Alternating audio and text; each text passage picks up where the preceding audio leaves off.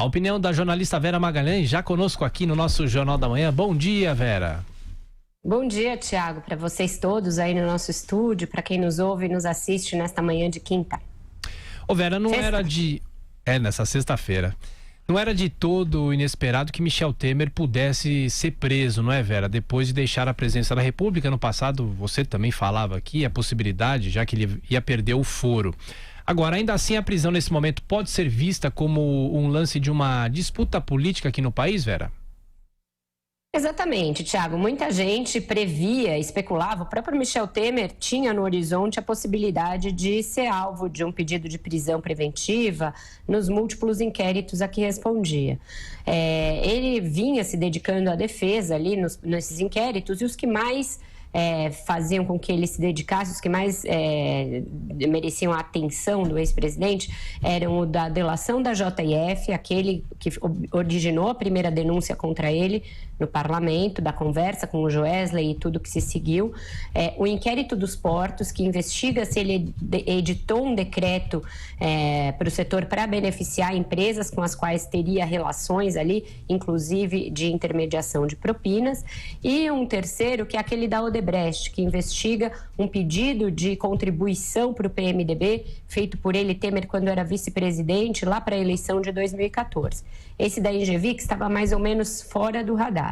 E aí foi por ele que veio a prisão, uma prisão decretada pelo juiz Marcelo Bretas, lá do Rio de Janeiro, com base na delação do executivo dono da Engevix, uma empreiteira de médio porte que tinha obras em aeroportos, concessões de aeroportos e obras da usina de Angra 3. Essa delação do José Sobrinho foi oferecida à Lava Jato em duas ocasiões e nas duas rejeitada. Primeiro pela Força Tarefa de Curitiba, lá nos primórdios da Lava Jato, em 2015.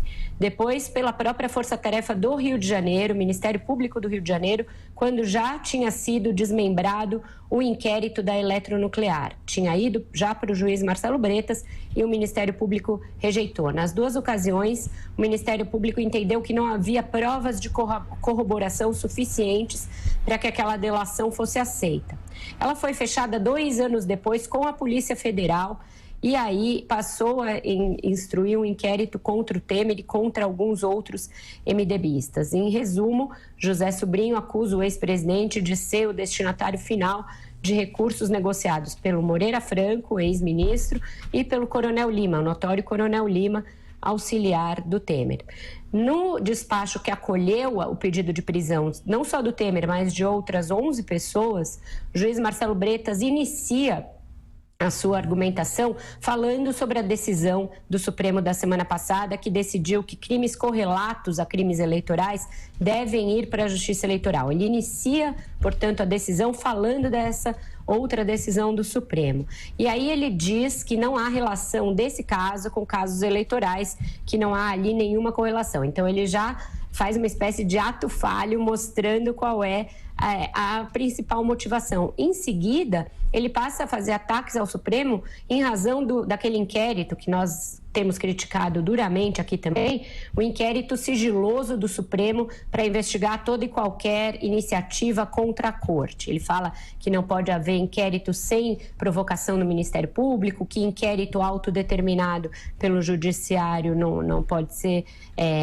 acolhido, e só então, depois dessas duas preliminares, ele passa a analisar o caso em tela.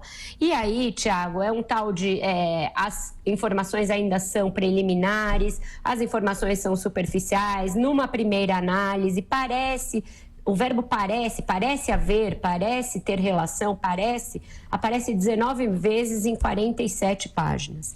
Tem um trecho aqui que eu vou pedir licença para ler, diz o juiz Marcelo Bretas: é certo que não há, por hora, um decreto condenatório em desfavor de nenhum dos investigados. Com isso, ele está dizendo que nenhum dos investigados é condenado a nada. E a análise a ser feita adiante sobre o comportamento de cada um dos requeridos é ainda superficial. Mas o fato é que os crimes de corrupção e outros relacionados, ainda que numa análise superficial, hão de observar o regramento compatível com a sua gravidade. Então, eu acho que por tudo isso, pelas razões bastante frágeis que ele expõe para determinar as prisões preventiva no caso do Temer e de outras, e provisórias de outras pessoas, não há embasamento ali forte o suficiente para justificar uma prisão quando ainda se está em fase de inquérito, não tem nem denúncia recebida, não são nem réus ainda. Me parece que na impossibilidade de se fazer conduções coercitivas, um instrumento que foi vedado ali pelo Supremo, a não ser em casos especialíssimos, passou-se a usar a prisão como sinônimo de condução coercitiva. Muita gente faz uma comparação com o caso do Lula. O Lula foi condenado em segunda instância e só então foi preso. Ele não foi preso antes disso. Eu acho que há elementos neste inquérito e em todos os outros que o Temer responde para que ele seja condenado no futuro. Tem ali várias ligações. A empresa do Coronel Lima, por exemplo, movimentou recursos muito vultosos. Ele tem uma movimentação financeira totalmente incompatível com os seus rendimentos. Tem um elo antigo com o ex-presidente. Eu acho que tem muitos veios de investigação abertos que podem resultar em condenações, assim como o do Lula. Ele tem vários inquéritos, assim como o Lula tem vários processos. Mas, neste momento, em razão do que ele alegou, ele não comprova nenhum risco de destruição de provas, ele não fala em risco de fuga, por exemplo, de algum dos acusados. Então, em virtude disso tudo, a decisão do juiz Marcelo Bretas, até pelo que ele expõe no seu início, é uma decisão política, uma resposta da Lava Jato num momento em que ela sofre um revés. Isso não é a primeira vez. Em várias situações em que a Lava Jato foi acuada ou foi ameaçada, ela respondeu com ações de grande monta, de grande repercussão política, como para reforçar o seu apoio junto à sociedade. Eu acho só que isso não pode ser feito em detrimento do ordenamento jurídico, sob pena de a gente instaurar um novo regime político no Brasil. A Lava Jato passa a ter uma força maior que a das outras instituições. Eu acho que a gente tem que observar isso quando qualquer instituição exorbita das suas prerrogativas. A gente falou aqui quando o Supremo instaurou esse inquérito absolutamente autoritário. Acho que a gente não pode ter um estique-puxa institucional no Brasil sob pena de virar uma bagunça e de aí o país mergulhar no caos definitivamente. Tchau. Vera, e rapidamente, os ouvintes querem saber a sua opinião em relação, uma prisão de um ex-presidente, a segunda em menos de um ano, Lula também foi preso, de que maneira que isso pode afetar a agenda legislativa no país, sobretudo a reforma da Previdência, Vera?